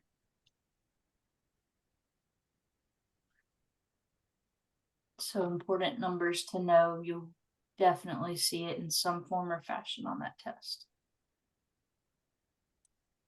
And just good to know overall when you're working with people. Good job, Jennifer. Thanks, George. I appreciate it. Killed it. Good All team. right. Moving to group number 2, obesity. I'd like to share my screen if that's okay. Heck yeah, go for it. Oh, overachieving group over here. Yeah, we have a Snap. screen to share. Oh, snap. All right. Well, there's a lot of information, so to gather it fast. We cheated a little bit, but we didn't talk about how to talk about this, Sade. So, so I'll do BMI, and then you can do the last one if that's okay. Yeah, that's fine. Okay, so we did obesity first, and we thought we would just kind of plop the controversial BMI numbers in here. And of course, you got to go to the BMI calculator to see where you stand as an individual, because it's based on gender and height, I believe, as well. So here are the numbers for BMI. I think this is the classes down here is probably the best kind of summary of them, right? The 3 classes and the importance of them. And then we have causes and prevention. We kind of threw these together that, poor food choices are one of the causes for obesity, and that's generally processed and high sugar content foods. And prevention and treatment can be eating more, per the CDC, eating more vegetables, fruits, healthy grains, lean protein, low fat, fat-free dairy, and limiting foods and beverages with added sugar, solid fats, and sodium. Poor sleep is also a cause of obesity, and you can prevent it or work towards treatment with 7 or more hours of sleep per day. We focused on adults, by the way, because there's all different categories. And insufficient activity levels is also a cause, and it's recommended that adults get 150 minutes of moderate intensity physical activity a week. And in addition to that, just more movement and walking in general. There are other causes listed as well, as far as genetics go, illnesses, and some medications. Red flags for obesity: excess body fat, sweating, shortness of breath, snoring, trouble sleeping, and inability to perform simple physical tasks. And then we have symptoms and risks associated with obesity. So high blood pressure, high cholesterol, type 2 diabetes, breathing problems, joint problems, gallstones, gallbladder. I'm not going to get into the childhood obesity, and higher risk for stroke and some cancers, premature death, mental illness, all part of the symptoms and risks of obesity. That's what we have for Awesome. obesity. Great job.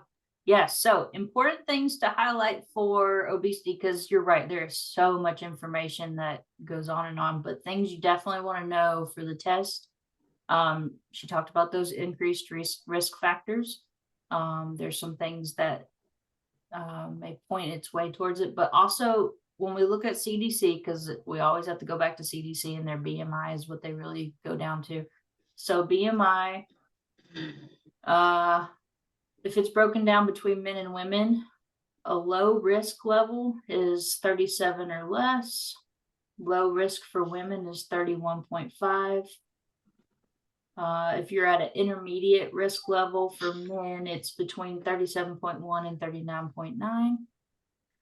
And women, it's going to be 31.6 to 34.9.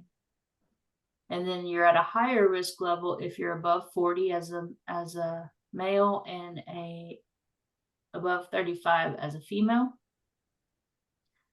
Also, just some overall BMI numbers that they look at. So if your BMI is less than 18.5, they consider you underweight. This is just general. BMI, if you're between 18.5 and 24.9, they consider you at a healthy weight. If you are 25.0 to 29.9, they consider you overweight. If your BMI is 30.0 or higher, you're in the obese range. They do now have a morbidly obese range as well. Just make sure you look up on CDC and know those numbers for the test. Okay? This came from the CDC, and they didn't have morbidly obese listed. Did they not? Yeah, this came directly from the CDC website. Well, heck, I lied then. Well, They this should could be, have I it on guess, there. an old article there, but anyway. Okay. I don't know. They Because I do just have it. grabbed it off of there. Yeah. Okay. Well, they may not have morbidly obese on the test, because I know it just started showing up on a lot of the CDC stuff. So Okay. yeah, just make sure you know those numbers though. Those are important on the test. And just to give you guys like an example, because we will get more into this to help you study. But when it comes down to the test, it's more about the substance of the question. It's going to ask you something like, Todd likes to eat Twinkies after work. He has an 1 and 5 minute drive. He eats 3 Twinkies and drinks 1 Pepsi. That's 24 ounces. He gets home, he takes a nap. Like, it'll go through this whole thing. And then you have to decipher where things go wrong and what might be the issue. So it's not going to just ask you point blank, what does the CDC say overweight BMI equals? Okay.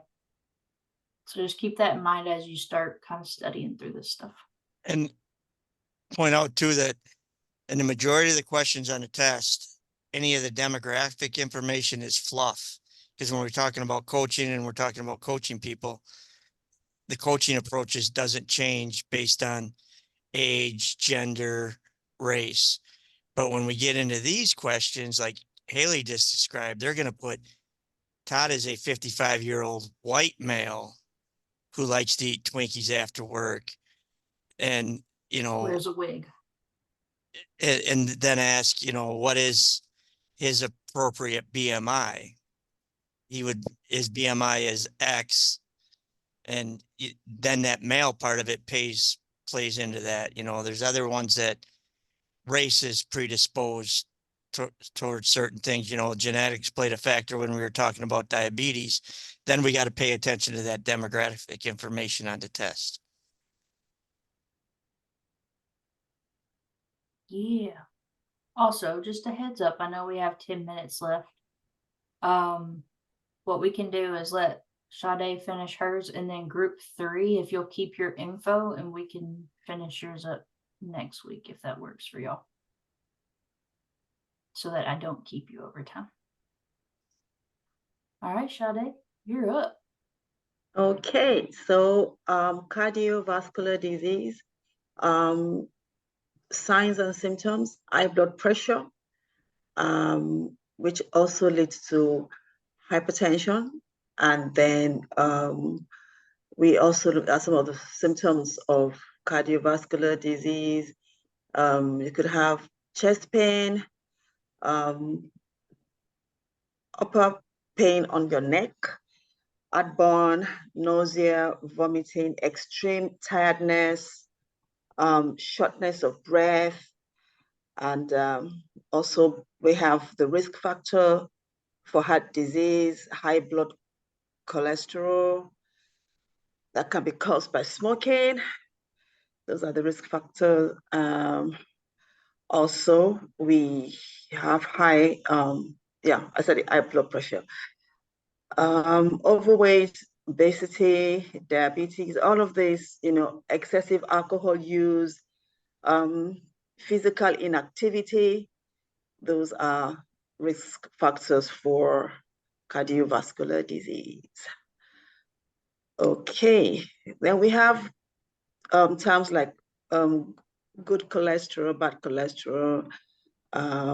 What is high cholesterol is also there. I'm trying to rush because I know we're out of time. You're fine. You're fine. So Those are those important numbers right there. Numbers right there, yeah. So we can look at it, yeah.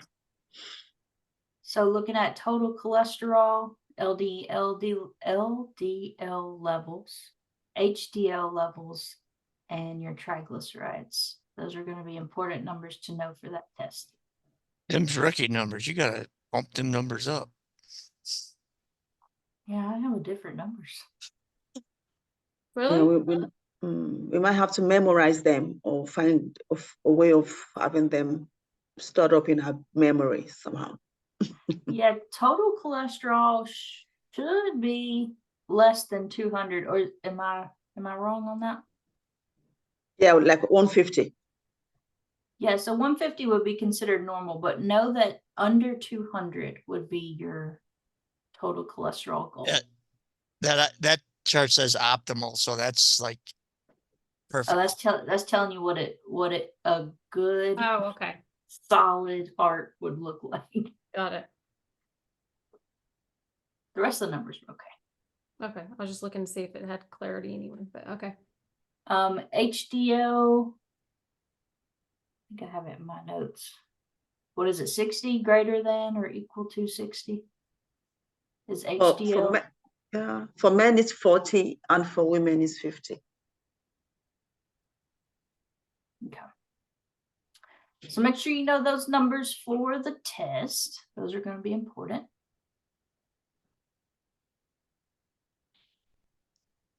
Then we have what causes high cholesterol. It's there. Eating diets high in saturated fat, not enough physical activity.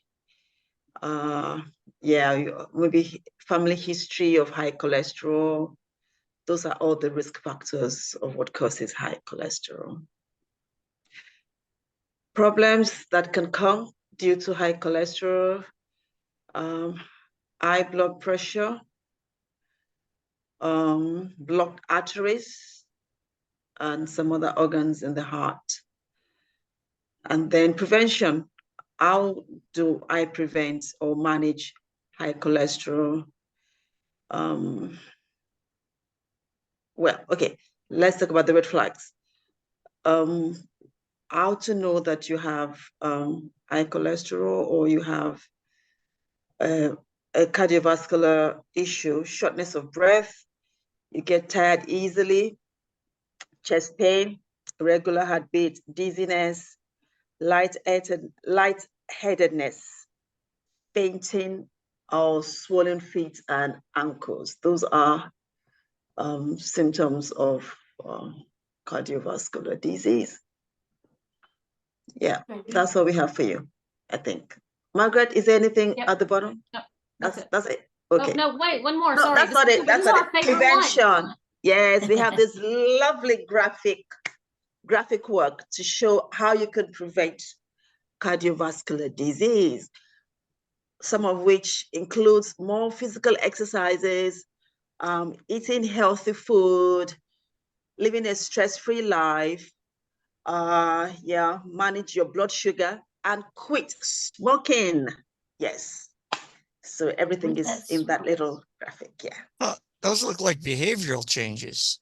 They sure do. Something that coaches work with people on. Huh. So good. All right. Great work, everybody. You all did very well. So some things to think about. Like he said, these are behavioral goals that people could be setting. Something to keep in mind. So there are some signs when, especially when it comes to heart or stroke. It could be a heart attack. Sometimes they refer to it as a myocardial infarction. Lord, say that 5 times. MIs or strokes can come from this. So they do have signs to watch for if this were to occur. Or if there is a high probability it's about to occur. So something to know that I just learned probably a few years ago when it actually happened. But if Sade mentioned swollen ankles. If you see somebody that has massively swollen ankles that are red and their toenails are turning either a purple or black color, get them to the nearest emergency room as soon as possible because their blood is pooling to their feet and their legs and their heart is not working appropriately. Just something to keep in mind if you see that happening. Stroke, if you see their face start to pull down, like Brian mentioned, there's some different things that you want to watch for. And there's actually an acronym in here somewhere for it. I think it's actually FACE, isn't it? Maybe. Anyway, we'll go through it more. No, it's FAST. Sorry. Face. Ask the person to smile. Does one side of the face droop? Arms. Ask the person to raise both arms. Does one arm drift downward? Speech. Is their speech starting to slur? And time, if you see any of these signs, call 911 right away. So just something to know. Okay. So that is what we have time for tonight. If the other Brian and Nicole, if you'll save your information for next time, we'll jump in and let you guys finish up. Any questions about that information we went over tonight? No, but while you've given me plenty of time to do a PowerPoint presentation to upstage Margaret, I'm likely not to do that. Please do. That will be impressive. We found Yeah, the one up. We found the one upper in the group. Hey, Yeah, we I've just did. mastered the whole screen capture, copy, paste to save time. That's all. Well done. All right, you guys did a great job tonight. If you have any questions in the meantime, please let me know. We have lots more of these to go through together to get you prepared for the test, so please don't lose sleep over it tonight. We will definitely help you moving forward with this stuff. So I do have a question. If Sure. you can stay, everybody else can go if they want, but regarding the coaching that we're doing outside and how many, I know you said that most people have done 4 already. How many do we just keep going? 1 a week? For your personal practice the things that you want to, whether it's a different stage, whether you want to try out group coaching and see if you can get a few people on. But it's not necessarily a requirement past the 4. Okay, so once we do the 4 and send it to you, we don't have to keep sending you recordings. No, not if you don't want to. Okay, but we can if we want to. Yeah, and you can keep meeting with your mentor if you want to. Keep working on anything that you have questions on. You can Or start meeting with your mentor. start meeting with them at the whatever, wherever level you're at, it's fine. We're a little But I did give looser you all with your this feedback cohort. today. I know I haven't even had a chance to read it all yet. Yeah. Okay, I just wanted to make sure I understood, so. Yeah, Okay. yeah, you've met requirements if you've done your form. You're good.